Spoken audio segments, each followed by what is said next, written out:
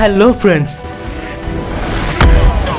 കഴിഞ്ഞ വീഡിയോയിൽ നമ്മൾ കണ്ടത് തോർ എത്ര ശ്രമിച്ചിട്ടും അവന്റെ ഉറ്റ കൂട്ടുകാരനായിരുന്ന ചുറ്റികയെ ഒന്നെടുത്ത് പൊക്കാനോ ഒന്ന് അനക്കാനോ പോലും പറ്റുന്നുണ്ടായിരുന്നില്ല. ഈ കാര്യത്തിൽ വിഷമിച്ച് എല്ലാ പ്രതീക്ഷയും അവസാനിപ്പിച്ച് തോർ അവിടെ മുട്ടുകുത്തിയിരുന്നു. മ്യോനീറിനെ സങ്കടത്തോടെ നോക്കി. തോറിന്റെ വിഷമത്തോടെയുള്ള അലർച്ച കേട്ട് പുറത്തു നിന്നിരുന്ന ജെയിനിന് മനസ്സിലായി പണി പാളിയെന്ന്.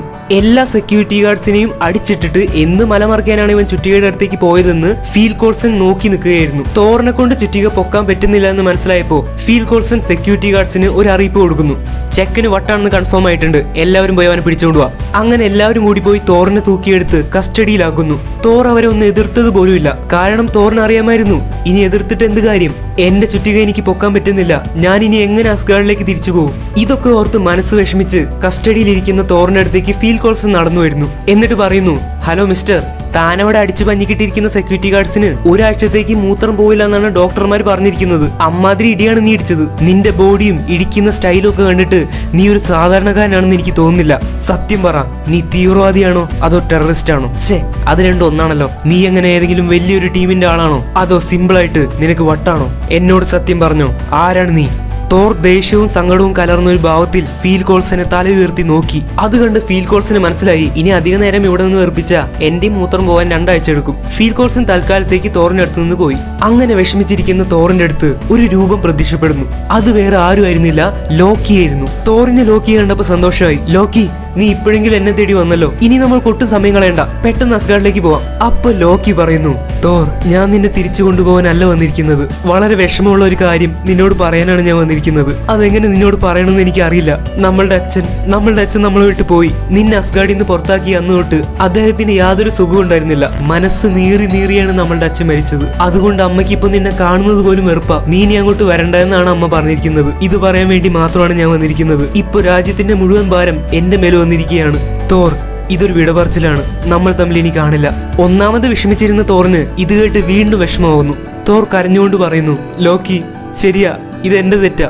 ഞാൻ കാരണമാണ് അച്ഛൻ മരിച്ചത്. ഞാൻ കാരണമാണ് അമ്മ എന്ന് വിഷമിക്കുന്നത്. എന്റെ എടുത്തുചാട്ടവും മുൻകോപവും കാരണമാണ് ഇന്ന് ഈ അവസ്ഥ വന്നിരിക്കുന്നത്. ഞാൻ അസ്ഗാർഡിലേക്ക് ഇനി വരുന്നില്ല. ഞാൻ അതിന് അർഹനല്ല. അമ്മയോട് എന്നെ വെറുക്കരുതെന്ന് പറയണം. ലോക്കി, നീ പോയിക്കോ എന്ന് പറഞ്ഞ് വീണ്ടും തോർ കരയാൻ തുടങ്ങുന്നു. ലോക്കി അവിടെ നിന്ന് അപ്രതീക്ഷനാവുന്നു. ലോക്കി തോറിനോട് പറഞ്ഞത് കല്ല് വെച്ച് നുണയാണെന്ന് എനിക്കും അറിയാം, നിങ്ങൾക്കും അറിയാം. കാരണം ഓഡിൻ മരിച്ചിട്ടില്ല. ഓഡിൻ സ്ലീപ്പ് എന്ന് പറയുന്ന ഒരു അവസ്ഥയിലാണ്. തോറിന്റെ അമ്മയാവട്ടെ തോർ വരുന്നതും കാത്ത് കണ്ണിൽ എണ്ണ ഒഴിച്ച് കാത്തിരിക്കുകയാണ്. തോറിന്റെ അടുത്ത് അങ്ങനെയൊക്കെ പറഞ്ഞു കഴിഞ്ഞ് ലോക്കി നേരെ പോകുന്നത് ചുറ്റികയെടുത്ത് പൊക്കാനാണ്. ഇനി എങ്ങാനും എനിക്ക് ചുറ്റികയെടുത്ത് പൊക്കാൻ പറ്റുന്നുണ്ടെങ്കിലോ പിന്നെ എനിക്ക് ഒരുത്തനെയും പേടിക്കേണ്ട ആവശ്യമില്ല എന്ന് ലോക്കിക്ക് അറിയാമായിരുന്നു. ലോക്കി ചുറ്റികയെടുത്ത് പൊക്കാൻ ശ്രമിക്കുന്നു. പക്ഷേ ലോക്കിയുടെ നടു ഉളുക്കിയതല്ലാതെ വേറൊരു പ്രയോജനവും ഉണ്ടായില്ല. കാരണം എന്താ? ലോക്കി അൺവർത്തിയാണ്. അതായത് ലോക്കി അതെടുക്കാൻ അർഹനല്ല. ലോക്കി അർഹനായിരുന്നില്ല, അർഹനല്ല.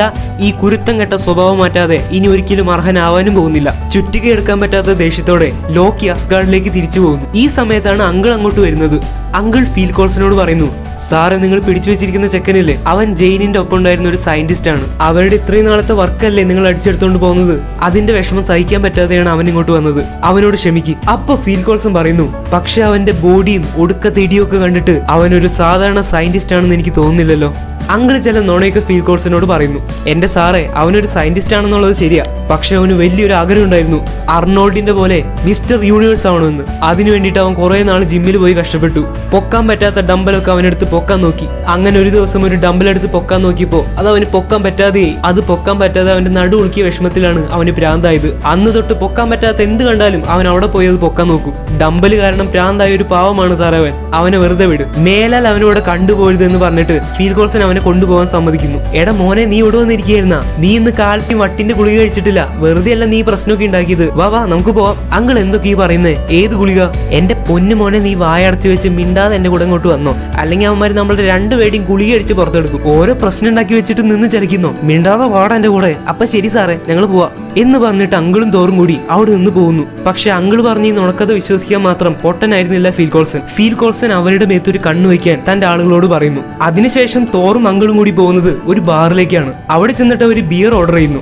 അങ്കിൾ അവിടെ ഒരു സ്മോൾ കുടിച്ചു തീർന്നപ്പോഴേക്കും തോർ 2 ഫുൾ അകത്താക്കിയിട്ടുണ്ടായിരുന്നു. അങ്കിൾ വിചാരിച്ചു, എന്റെ ദൈവമേ, ഇവൻ വയറ്റിൽ വാട്ടർ ടാങ്ക് ഫിറ്റ് ചെയ്തിട്ടാണ് ഇറങ്ങിയിരിക്കുന്നത്, എന്തൊരു കപ്പാസിറ്റി. തോർ അത്രയൊക്കെ കുടിച്ചിട്ടും തോറിന് ഒരു കുലുക്കവും പറ്റുന്നില്ല. പക്ഷെ അങ്കിൾ അതിന്റെ പകുതി കുടിച്ചപ്പോഴേക്കും അടിച്ച് വാള് വെച്ച് ഫിറ്റായി. തോർ അങ്കിളിനെ താങ്ങി പിടിച്ച് ജെയിനിന്റെ അടുത്തേക്ക് പോകുന്നു. പക്ഷെ ഫീൽ കോൾസിന്റെ അടുത്ത് നിന്ന് പോരുന്നതിന് മുൻപ് തോർ ഒരു നല്ല കാര്യം ചെയ്തു. ജെയിനിന്റെ ഒരു പ്രധാനപ്പെട്ട ഡയറി അവിടെ ഇരിക്കുന്നത് തോർ കണ്ടു. അവിടെ നിന്ന് പോരുന്നതിന് മുൻപ് നൈസായിട്ട് ആ ഡയറി അടിച്ചു മാറ്റിയിട്ടാണ് തോർ പോകുന്നത്.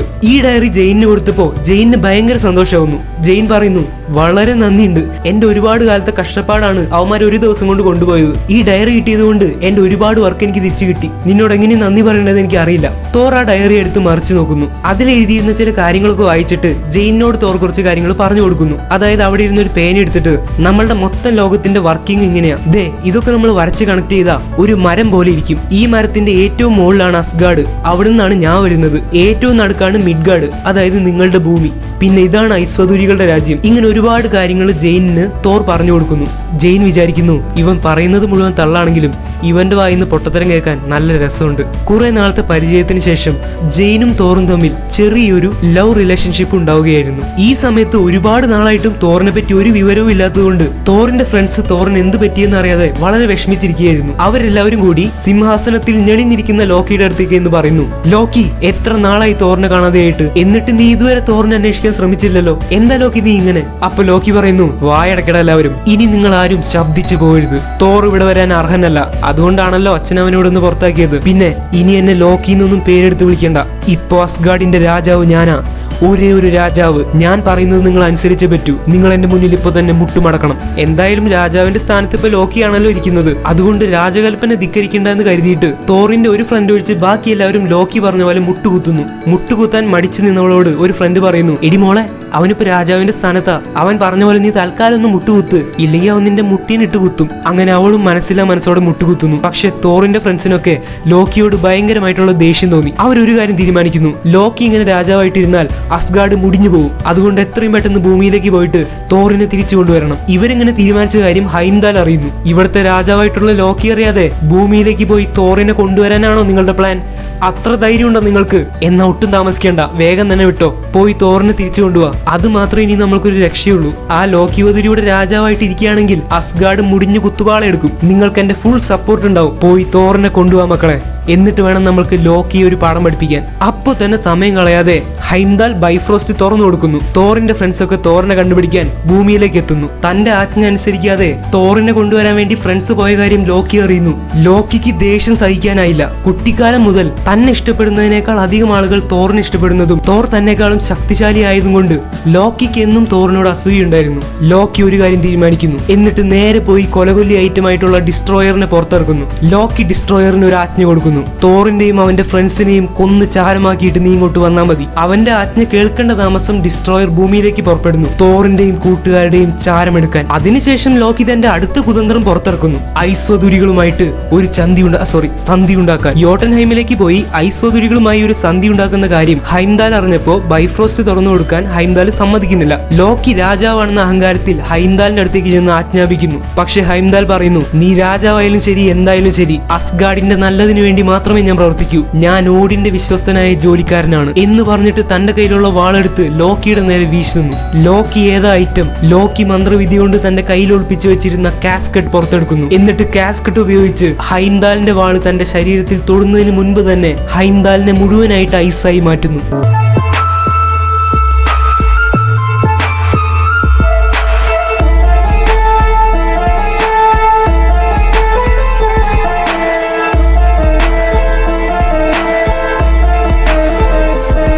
ഐസായി മാറിക്കഴിഞ്ഞിട്ടും ഹൈംദാലിന്റെ കണ്ണുകളിൽ നമ്മൾക്ക് ലോക്കിയോടുള്ള പക കാണാമായിരുന്നു. ലോക്കി നേരെ പോകുന്നത് യോട്ടൻഹൈമിലേക്കാണ്. അവിടെ പോയതിനു ശേഷം ലോഫിയെ കാണുന്നു. ലോഫി പറയുന്നു, നിനക്ക് എന്ത് ധൈര്യം ഉണ്ടായിട്ടാടാ ലോക്കി നീ ഇവിടെ വന്ന് കാലുകുത്തിയിരിക്കുന്നത്? ലോക്കി പറയുന്നു, ലോഫി, എനിക്ക് വേറൊരു മുഖം കൂടിയുണ്ട്. അന്ന് അസ്ഗാർഡിന്റെ ആയുധപുരയിലേക്ക് അതിക്രമിച്ച് കയറിയ ഐസ്വദുരികളെ അങ്ങോട്ട് കയറാൻ സഹായിച്ചത് വേറെ ആരുമായിരുന്നില്ല, അത് ഞാനായിരുന്നു.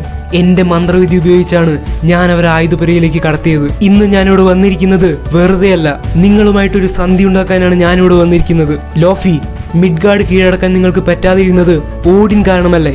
ഓഡിൻ ഇപ്പോ ഓഡിൻ സ്ലീപ്പിലാണ്. ഞാൻ നിനക്കൊരു ഓഫർ തരാം, അസ്ഗാർഡിലേക്ക് ഞാൻ നിന്നെ കടത്താം. നീ അവിടെ വന്ന് ഓഡിനെ കൊല്ലണം. ഓഡിനെ നീ കൊന്നു കഴിഞ്ഞാൽ അസ്ഗാർഡിലെ ഒരേ ഒരു രാജാവ് പിന്നെ ഞാൻ മാത്രമാണ്. പിന്നെ എല്ലാം എന്റെ ഇഷ്ടപ്രകാരം മാത്രം. മിഡ്ഗാർഡ് പിന്നെ നിങ്ങൾക്ക് സ്വന്തം. ഇതെന്റെ വാക്കാണ്. ഇത് കേട്ട് ലോക്കിക്ക് സന്തോഷമാവുന്നു. അവൻ ലോക്കി പറഞ്ഞ ഓഫർ അങ്ങനെ തന്നെ സ്വീകരിക്കുന്നു. ഇപ്പൊ നിങ്ങൾക്ക് ഏകദേശം മനസ്സിലായില്ലേ ലോക്കി ഒരു വില്ലൻ തന്നെയാണെന്ന്. ഈ മിഡ്ഗാർഡ് എന്ന് പറയുന്നത് ഭൂമിയാണ് കേട്ടോ. അത് ഞാൻ നിങ്ങളോട് പാർട്ട് 1 പറഞ്ഞിരുന്നു, ഓർമ്മയില്ലേ? ഈ സമയത്ത് തോറിന്റെ ഫ്രണ്ട്സ് ഭൂമിയിലുള്ള മെക്സിക്കോയിൽ ചെന്ന് ഇറങ്ങി. എന്നിട്ട് തോറിനെ അന്വേഷിച്ചുകൊണ്ടിരിക്കുകയായിരുന്നു. ഇതാരൊക്കെ ഫാൻസി ഡ്രസ് കോമ്പറ്റീഷന് പോയിക്കൊണ്ടിരിക്കുന്നത്? ജാംബവാന്റെ കാലത്തെ പടച്ചട്ടയും മുണ്ടൊക്കെയാണല്ലോ വേഷം. എന്നിവരുടെ പ്രത്യേക വേഷമൊക്കെ കണ്ടിട്ട് അവിടെ നിന്നിരുന്ന ജനങ്ങൾ വിചാരിക്കുന്നു ചെറിയൊരു സിറ്റി ആയതുകൊണ്ട് തന്നെ തോറിനെ പെട്ടെന്ന് കണ്ടെത്താനായിട്ട് ഫ്രണ്ട്സിന് പറ്റി. നിങ്ങൾക്കൊരു സംശയം ഉണ്ടാവും, തോർ ഇവിടെ തന്നെയാണ് ഉള്ളതെന്ന് ഫ്രണ്ട്സിന് എങ്ങനെ മനസ്സിലായി? അത് വേറെ ഒന്നും കൊണ്ടല്ല, ഹൈംദാലിന് ഒരു ശക്തി ഉണ്ടായിരുന്നു. മറ്റ് ലോകങ്ങളിലെ കാര്യങ്ങളൊക്കെ തന്റെ ജ്ഞാനദൃഷ്ടി പവർ ഉപയോഗിച്ച് അറിയാനായിട്ട് ഹൈംദാലിന് പറ്റുമായിരുന്നു. അതുകൊണ്ടാണ് ഹൈംദാല് തോറുള്ള സ്ഥലത്തേക്ക് തന്നെ ഇവരെ വിടുന്നത്. തോറും ഫ്രണ്ട്സും ഒരുപാട് കാലത്തിന് ശേഷം വീണ്ടും കണ്ടുമുട്ടി. അവരെ കണ്ട് തോറിനെ കണ്ട് അവർക്കും ഭയങ്കര സന്തോഷമായി. തോർ അങ്കിളിനോട് ജെയിനോടും പറയുന്നു, അങ്കിളെ ഇതാണ് ഞാൻ നിങ്ങളോട് പറയാറുള്ള എന്റെ ഫ്രണ്ട്സ്. അപ്പൊ അങ്കിള് പറയുന്നു, മോനെ നിന്റെ ഫ്രണ്ട്സ് ആണ് ഇവരെന്ന് ഇവരുടെ വേഷം കണ്ടപ്പോൾ തന്നെ എനിക്ക് മനസ്സിലായി. ഒരു കാര്യം മാത്രം പറഞ്ഞാൽ മതി, ഊളംപാറയത്തെ ഫ്രണ്ട്സ് ആണോ കുതിരവട്ടത്തെ ഫ്രണ്ട്സ് ആണോ? ഈ സമയത്താണ് അതേ സിറ്റിയിൽ ഒന്നും കൂടി ബൈഫ്രോസ്റ്റ് തുറക്കുന്ന ശബ്ദം അവർ കേൾക്കുന്നത്. അവരെല്ലാവരും അങ്ങോട്ട് നോക്കി. ആരായിരിക്കും ഞങ്ങളല്ലാതെ ഇനി ബൈഫ്രോസ്റ്റ് തുറന്ന് ഇങ്ങോട്ട് വരുന്നത്? അത് വേറെ ആരുമായിരുന്നില്ല, തോറിനെയും ഫ്രണ്ട്സിനെയും ചുട്ടുചാരമാക്കാൻ വന്നിരുന്ന നമ്മളുടെ കൊലകൊല്ലി ഡിസ്ട്രോയർ ആയിരുന്നു അത്. ഡിസ്ട്രോയർ അവിടെ വന്ന് ഇറങ്ങിയ ഉടനെ ആ നഗരത്തിലുള്ള എല്ലാം നശിപ്പിക്കാൻ തുടങ്ങുന്നു.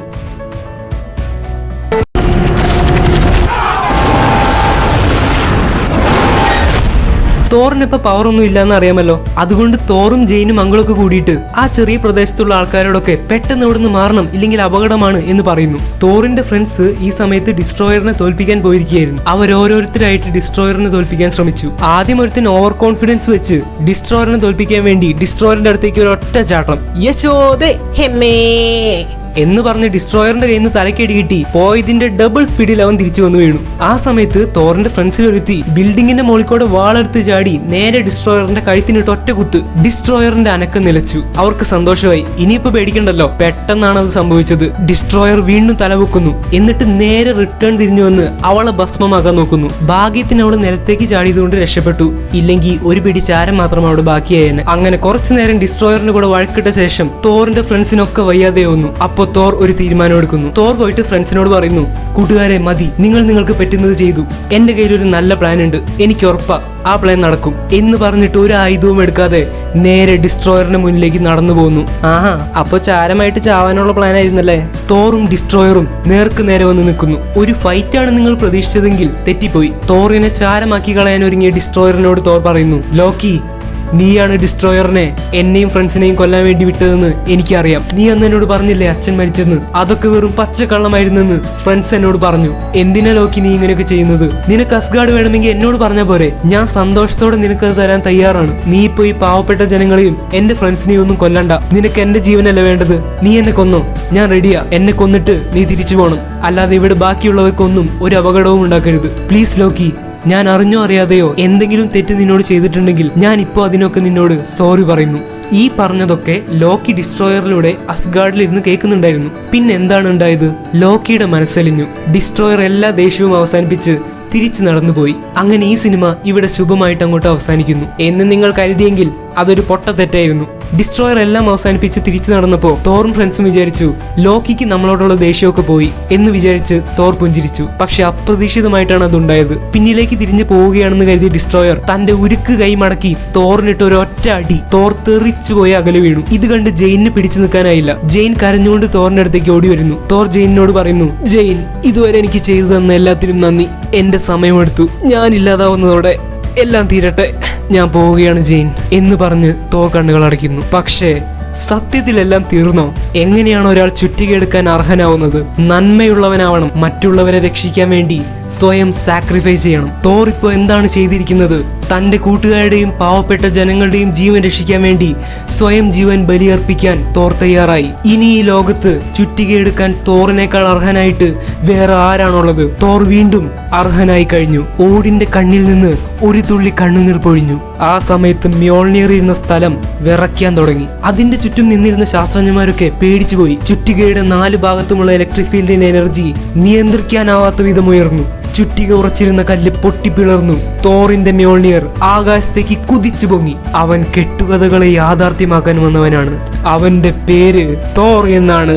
ചുറ്റിക നേരെ പറന്ന് തോറിന്റെ കൈകളിലേക്ക് എത്തുന്നു. പിന്നെ ഒന്നും പറയണ്ട, തോർ പഴയ രൂപം വീണ്ടെടുക്കുന്നു. അങ്കിളും ജെയിനും ഡാർസിയും ഈ കാഴ്ച കണ്ട് ഞെട്ടിത്തെറിച്ചുപോയി. തോറിന്റെ ഫ്രണ്ട്സ് ആവട്ടെ ഇനി ലോക്കിയുടെയും ഡിസ്ട്രോയറിന്റെയും കഷ്ടകാലമാണെന്ന് വിചാരിച്ച് സന്തോഷിച്ച് നിൽക്കുകയായിരുന്നു. ചുറ്റിക തോറിന്റെ കൈ കെട്ടിക്കഴിഞ്ഞു. പിന്നെ ഡിസ്ട്രോയറിന് എന്താ സംഭവിച്ചതെന്ന് ഞാനായിട്ട് പറഞ്ഞു തരേണ്ട ആവശ്യമില്ലല്ലോ.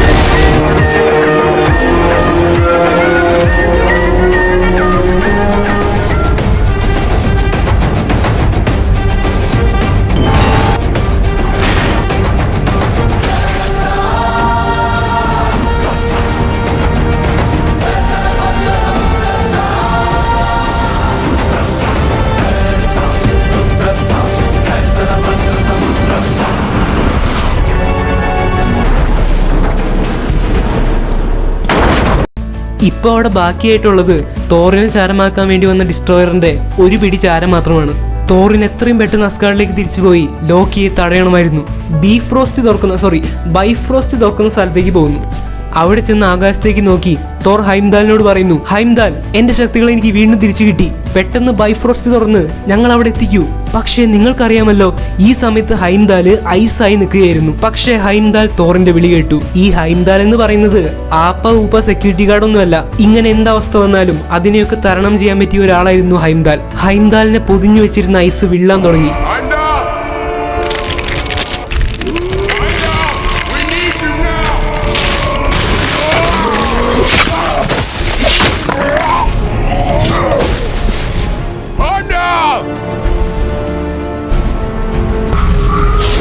എന്നിട്ട് വീണ്ടും തോറിനും കൂട്ടുകാർക്കും ഇങ്ങോട്ട് വരാൻ വേണ്ടി ബൈഫ്രോസ്റ്റ് തുറന്നു കൊടുക്കുന്നു. അസ്ഗാർഡിലേക്ക് പോകുന്നതിന് മുൻപ് തോർ ജെയിനോട് പറയുന്നു, ജെയിൻ, നീ വിഷമിക്കേണ്ട, ഞാൻ നിനക്ക് വേണ്ടി എന്തായാലും തിരിച്ചു വരും എന്ന് പറഞ്ഞ് ജെയിനും തോറും കൂടി കിസ് ചെയ്യുന്നു. അതിനുശേഷം തോറും ഫ്രണ്ട്സും കൂടി തിരിച്ച് അസ്ഗാർഡിലേക്ക് പോകുന്നു. എന്തിന്?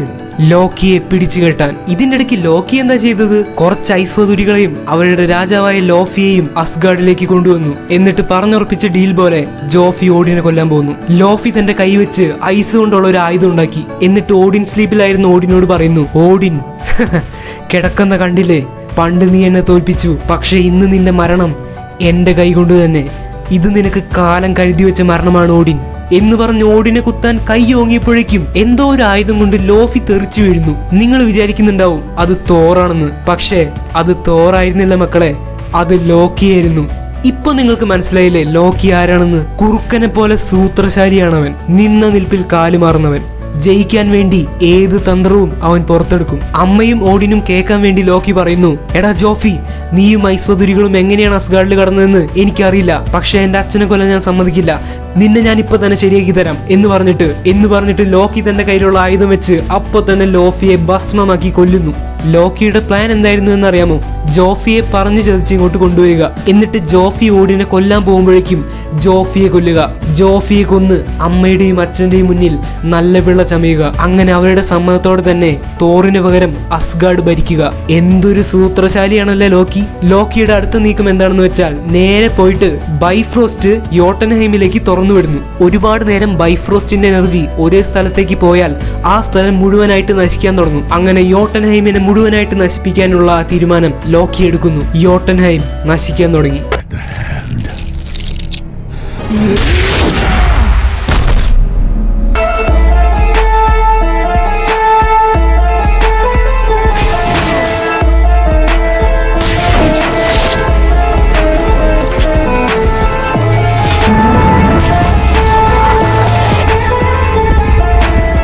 ഈ സമയത്താണ് തോർ അവിടേക്ക് എത്തുന്നത്. തോർ ലോക്കിയോട് പറയുന്നു, ലോക്കി, നമ്മളുടെ അച്ഛനോട് കാണിക്കുന്ന തെറ്റാണ് നീ ചെയ്യുന്നത്. നീ ചെയ്യുന്നത് ക്രൂരതയാണ്. നമ്മളുടെ അച്ഛൻ നമ്മളുടെ മേൽ വെച്ച വിശ്വാസമാണ് നീ കളയുന്നത്. നീ ഇപ്പൊ ചെയ്തുകൊണ്ടിരിക്കുന്നത് പെട്ടെന്ന് നിർത്തണം. ലോക്കി, ഞാൻ പറയുന്നത് കേക്ക്. പക്ഷെ തോർ പറഞ്ഞതൊന്നും കേൾക്കാതെ ലോക്കി തോറിനെ ആക്രമിക്കാൻ തുടങ്ങുന്നു. പക്ഷെ തോർ തിരിച്ചാക്രമിച്ചില്ല. തോർ പറയുന്നു, ലോക്കി വേണ്ട, നമ്മൾ സഹോദരന്മാരല്ലേ, നമ്മൾ തമ്മിൽ എന്തിനാണ് വെറുതെ യുദ്ധം ചെയ്യുന്നത്? ഇതൊക്കെ നിർത്ത്, നമ്മൾക്ക് സമാധാനമായിട്ട് ജീവിക്കാം. അപ്പൊ ലോക്കി പറയുന്നു, ഞാൻ നിന്റെ സഹോദരനൊന്നുമല്ല. പിന്നൊരു കാര്യം ചോദിക്കട്ടെ, നിനക്കായിരുന്നല്ലോ ഇത്ര നാൾ ഫൈറ്റ് ചെയ്യാൻ കൊതി, ഇപ്പൊ എന്റെ കൂടെ ഫൈറ്റ് ചെയ്യ്. എന്താ നിനക്ക് ഫൈറ്റ് ചെയ്യാൻ ഒരു മടി? നീ ഭൂമിയിൽ പോയിട്ട് ആ പെണ്ണിനെ കണ്ട് മയങ്ങിപ്പോയോ? അവൾ കാരണമാണോ നീ ഇത്ര പാവമായി പോയത്? ആണല്ലേ? എന്നാൽ ഇവിടുത്തെ പണി കഴിഞ്ഞിട്ട് ഞാൻ ഭൂമിയിലേക്ക് പോകുന്നുണ്ട്. നിന്റെ പെണ്ണിനെ നേരിട്ടൊന്ന് കാണാനാണ് ഞാൻ പോകുന്നത്, അവളുടെ തലയെടുക്കാൻ. ഇതും കൂടി കേട്ടപ്പോൾ തോറിന്റെ എല്ലാ കൺട്രോളും നശിച്ചു. പിന്നെ അവിടെ നടക്കുന്നത് ബ്രദേഴ്സ് ആയിരുന്ന രണ്ടുപേർ തമ്മിലുള്ള ഒരു മാസ് ഫൈറ്റ് ആണ്.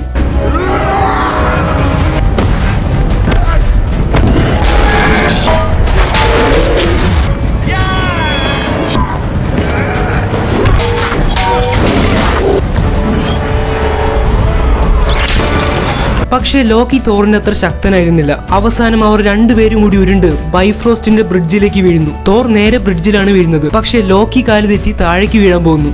ലോക്കി ആ ബ്രിഡ്ജിൽ പിടിച്ച് വീഴാതെ തൂങ്ങിക്കിടക്കുന്നു. എന്നിട്ട് തോറിനോട് പറയുന്നു, തോർ, ഇവിടെ നിന്ന് വീണ ഞാൻ മരിക്കും. എനിക്ക് മരിക്കണ്ട. ഒന്നുമില്ലെങ്കിലും ഞാൻ നിന്റെ അനിയനല്ലേ, എന്നോട് ക്ഷമിക്ക്, എന്നെ ഒന്ന് പിടിച്ചു കയറ്റ്. ഞാൻ ഇനി ഒരു പ്രശ്നം ഉണ്ടാക്കാൻ വരില്ല, ഞാൻ നല്ലവനായിക്കോളാം. ഇങ്ങനെയൊക്കെ ലോക്കി കേണ് പറയുന്നത് കേട്ട് തോറിന്റെ മനസ്സലിയുന്നു. അല്ലെങ്കിൽ പോലും തോർ ലോക്കിയെ വലിച്ചു കയറ്റുമായിരുന്നു. എല്ലാം നന്നായി അവസാനിക്കട്ടെ എന്ന് കരുതിയിട്ട് തോർ ലോക്കിയെ പിടിച്ച് കയറ്റാൻ പോകുന്നു. പക്ഷെ അവിടെ പിടിച്ച് തൂങ്ങിക്കിടന്നിരുന്ന ലോക്കിയുടെ രൂപം പെട്ടെന്ന് മാഞ്ഞു പോകുന്നു. അത് ലോക്കിയുടെ മായാജാലമായിരുന്നു. തോറിനെ പറ്റിക്കാനുള്ള മറ്റൊരു തന്ത്രം. ലോക്കി തോറിനെ പിന്നിൽ നിന്ന് ആക്രമിക്കുന്നു. തോർ ഒരു നിമിഷം വീണുപോയി.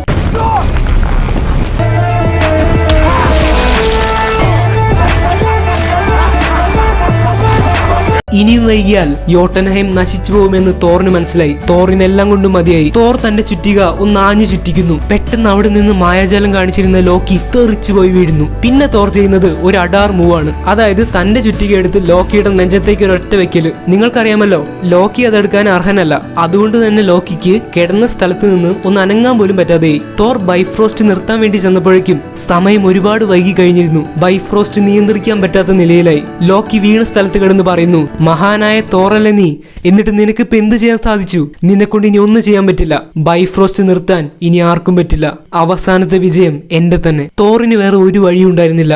അവൻ ബൈഫ്രോസ്റ്റിന്റെ മെയിൻ ബ്രിഡ്ജ് അടിച്ച് പൊട്ടിക്കാൻ തീരുമാനിച്ചു. അതായത് അവർ നിന്നിരുന്ന ആ ബ്രിഡ്ജ് അത് തകർക്കുകയാണെങ്കിൽ ഓട്ടോമാറ്റിക്കലി ബൈഫ്രോസ്റ്റ് തകരും. തോർ തന്റെ ചുറ്റിക വീണ്ടും കയ്യിലേക്ക് എടുക്കുന്നു. എന്നിട്ട് തന്റെ എല്ലാ ശക്തിയും എടുത്ത് ചുറ്റിക ഉപയോഗിച്ച് ബൈഫ്രോസ്റ്റിന്റെ പാലത്തിൽ ആഞ്ഞടിക്കുന്നു. ഇത് കണ്ട് ലോക്കി പോലും ഞെട്ടിപ്പോയി. ലോക്കി തോറിനെ പിന്തിരിപ്പിക്കാൻ ശ്രമിക്കുന്നു. തോർ, നീ അത് ചെയ്യരുത്, നീ ഒരു മണ്ടനാണ്. ബൈഫ്രോസ്റ്റ് തകരുകയാണെങ്കിൽ പിന്നെ നിനക്ക് ഒരിക്കലും ഭൂമിയിലേക്ക് പോകാനും നിന്റെ കാമുകയെ കാണാനും പറ്റില്ല.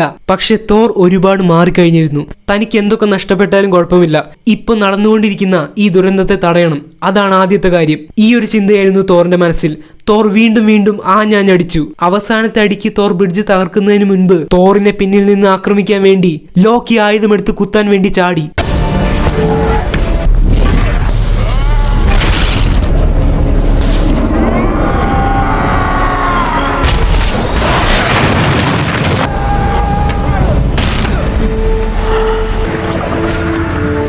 പക്ഷേ വിധിയെ തടുക്കാൻ ആർക്കുമാവില്ലല്ലോ. ബൈഫ്രോസ്റ്റ് രണ്ടായിട്ട് പൊട്ടി തകർന്നു.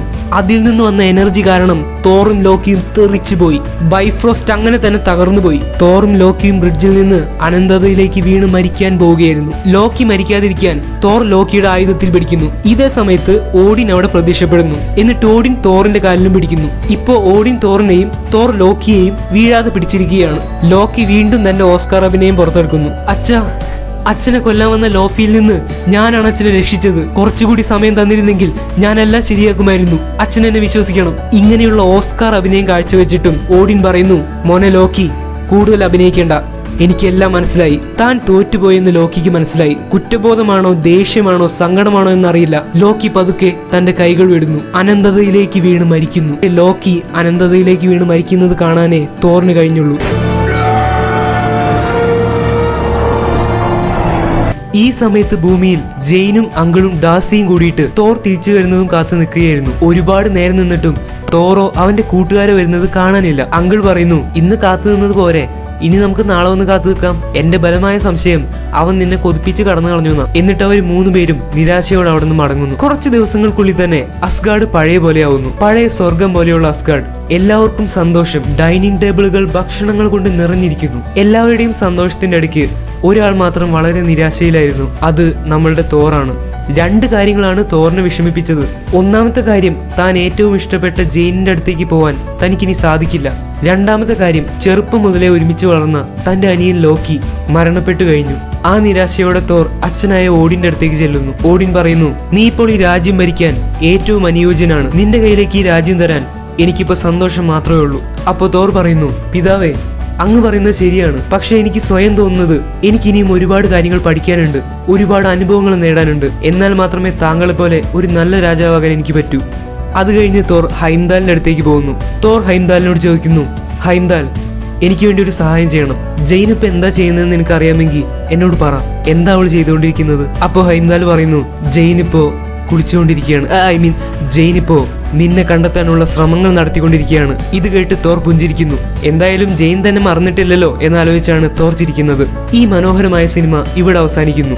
ഈ സിനിമയുടെ ലാസ്റ്റ് സീനിൽ കാണിക്കുന്നത് നമ്മളുടെ ജെയിൻ ഫോസ്റ്ററിന്റെ അങ്കിളായിട്ടുള്ള എറിക് സെൽവിക് നടന്നു പോയിക്കൊണ്ടിരിക്കുകയായിരുന്നു. പെട്ടെന്ന് ഇരുട്ടിൽ നിന്ന് ഒരു വിളി വരുന്നു, മിസ്റ്റർ എറിക് സെൽവിക്. എന്റെ അമ്മേ, ഞാൻ വിചാരിച്ചു വല്ല ആഫ്രിക്കൻ പ്രേതം മൊട്ടയടിച്ചു വന്ന് നിൽക്കുന്നതായിരിക്കുന്നു. ഈ മൊട്ടനെ പേടിപ്പിച്ചു കളഞ്ഞല്ലോ. ആ വിളിച്ച മൊട്ട വേറെ ആരും ആയിരുന്നില്ല. എല്ലാ സിനിമയുടെയും ലാസ്റ്റ് വന്ന് ആൾക്കാരെ പേടിപ്പിച്ചിട്ട് പോകുന്ന ഫ്യൂറിയണനായിരുന്നു അത്, നമ്മളുടെ നിക് ഫ്യൂറി. നിക് ഫ്യൂറിനെ കണ്ട സ്ഥിതിക്ക് എന്തെങ്കിലും ഒരു പണി കൊടുക്കാനായിരിക്കും അയാൾ വന്നിട്ടുള്ളത്. നിക് ഫ്യൂറി എറിക് സെൽവിക്കിനെ അടുത്തേക്ക് വിളിക്കുന്നു. എന്നിട്ട് പറയുന്നു, എന്തൊക്കെയുണ്ട് എറിക് വിശേഷം? കുറെ നാളായാലോ കണ്ടിട്ട്. എന്ത് വിശേഷം ഫ്യൂറി? അങ്ങനെ തട്ടിമുട്ടി. മതി, വിശേഷമൊക്കെ ഇത്ര പറഞ്ഞാൽ മതി. ഞാനിന്ന് വന്നിരിക്കുന്നത് എറിക്കിന് ഒരു കാര്യം ഏൽപ്പിക്കാനാ. എന്നിട്ട് നിക് ഫ്യൂറി തന്റെ കയ്യിലുള്ള ഒരു സെക്യൂരിറ്റി സ്യൂട്ട് കേസ് തുറക്കുന്നു. ആ സ്യൂട്ട് കേസിന്റെ ഉള്ളിൽ നോക്കിയപ്പോൾ കണ്ടത് നല്ല നീല നിറത്തിൽ പ്രകാശിച്ചുകൊണ്ടിരിക്കുന്ന നല്ല തിളക്കമുള്ള ഒരു ക്യൂബ് ഷേപ്പിലുള്ള വസ്തുവാണ്. അതിന്റെ പേര് ടെസറാക്ട് ക്യൂബ് എന്നാണ്. ഫ്യൂറിയണ്ണൻ എറിക്കിനോട് പറയുന്നു, മിസ്റ്റർ എറിക്, നമ്മളിപ്പോ കാണുന്ന ഈ സാധനമില്ലേ, ഇതിന്റെ എനർജി ഇതുവരെ അളക്കാൻ സാധിച്ചിട്ടില്ല. അൺലിമിറ്റഡ് എനർജിയാണ് ഇതിന്റെ ഉള്ളിലുള്ളത് അത്രേ. താങ്കൾ ഇതിനെപ്പറ്റി ഒന്ന് പഠിക്കാമോ? എന്നിട്ട് എന്തൊക്കെ കണ്ടെത്താൻ പറ്റി എന്ന് എന്നോട് പറയണം. ആദ്യം എറിക് പറയാമെന്നത് എന്താണെന്ന് വെച്ചാ, ഒന്ന് പോയടമൊട്ടെ, താൻ എല്ലാ പ്രാവശ്യം വരുമല്ലോ ഓരോ പണിയായിട്ട്, എനിക്കൊന്ന് വയ്യത് ചെയ്യാൻ എന്ന് പറയാനായിരുന്നു എറിക് വന്നത്. പക്ഷേ എറിക് പറഞ്ഞത് ഇങ്ങനെയായിരുന്നു, അതിനെന്താ, ഞാൻ ഇതിനെപ്പറ്റി പഠിക്കാം. ഇതിനെപ്പറ്റി പഠിച്ച് എല്ലാ വിവരങ്ങളും ഞാൻ നിങ്ങൾക്ക് പറഞ്ഞു തരാം. പറ്റില്ല എന്ന് പറയാമെന്ന എറിക് എങ്ങനെയാണ് പറ്റും എന്ന് പറഞ്ഞത്? അല്ലെങ്കിൽ ആര് പറയിപ്പിച്ചു? കഥയുടെ ഇടയ്ക്ക് നമ്മൾ ഒരാളെ അണ്ടർ എസ്റ്റിമേറ്റ് ചെയ്തു. അതായത് അവനെ കൊണ്ട് ഇത്രയൊക്കെ പറ്റൂ എന്ന് നമ്മൾ കരുതി. അവൻ ഇനി ഒരു തിരിച്ചുവരവ് ഉണ്ടാവില്ല എന്ന് നമ്മൾ കരുതി. പക്ഷേ നിങ്ങൾ അറിഞ്ഞില്ല, അവൻ കുറുക്കനേക്കാൾ സൂത്രശാലിയാണ്. മന്ത്രവിദ്യ കൈകളിൽ അമ്മാനമാടുന്നവനാണ്. ആരെയും പറഞ്ഞു മായ്ക്കാൻ കഴിവുള്ളവൻ. The smartest villain. അവന്റെ പേര് ലോക്കി എന്നാണ്.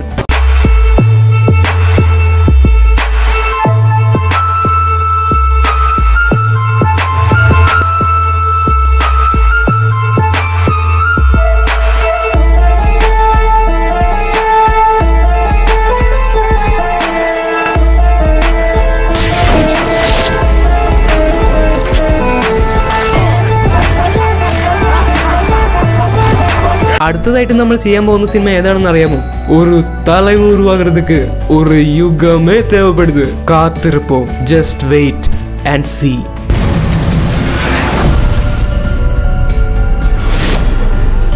ഫ്രണ്ട്സ്, പോകുന്നതിന് മുൻപ് ഒരു മിനിറ്റ്. വീഡിയോ എനിക്ക് പറഞ്ഞ സമയത്തിന് ഇടാൻ പറ്റുന്നില്ല. കാരണം ഞാനിപ്പോൾ മൂവി എക്സ്പ്ലനേഷനിലേക്ക് കടന്നിട്ടേ ഉള്ളൂ. എങ്ങനെയാണ് ഇത് ഈസി ആയിട്ട് ചെയ്തെടുക്കുക എന്ന് മനസ്സിലാക്കിയൊക്കെ വരുന്നേ ഉള്ളൂ. വൈകാനുള്ള ഒന്നാമത്തെ കാര്യം ഈ ഡീറ്റെയിൽ ആയിട്ട് ചെയ്യുന്നത് തന്നെയാണ്. പിന്നെ എൻ്റെ വീഡിയോകൾക്ക് മാക്സിമം എന്നെ കൊണ്ട് പറ്റുന്ന ക്വാളിറ്റി കൊടുക്കണം എന്നൊരു നിർബന്ധം എനിക്കുണ്ട്. ചളിയുടെ കാര്യമല്ല പറയുന്നത്, അതെന്തോ ഒരു ഭാഗ്യത്തിന് എനിക്ക് കഴിഞ്ഞ 3 വീഡിയോകളിൽ ചളി പറയാൻ പറ്റി. ഇനി ചിലപ്പോൾ എനിക്ക് ചളിയെ കിട്ടിയെന്ന് വരില്ല. ഒരുപാട് പേര് ഞാൻ ചളി പറയുന്നു എന്ന് പറഞ്ഞ് കുറ്റം പറയുന്നുണ്ട്. ഈ ചളി ഉണ്ടാക്കിയെടുക്കുക എന്ന് പറഞ്ഞാലേ അത്ര എളുപ്പമുള്ള പരിപാടിയൊന്നും അല്ല. പിന്നെ ഈ ചളി ഞാൻ മനഃപൂർവ്വം ഇടുന്നതുമല്ല.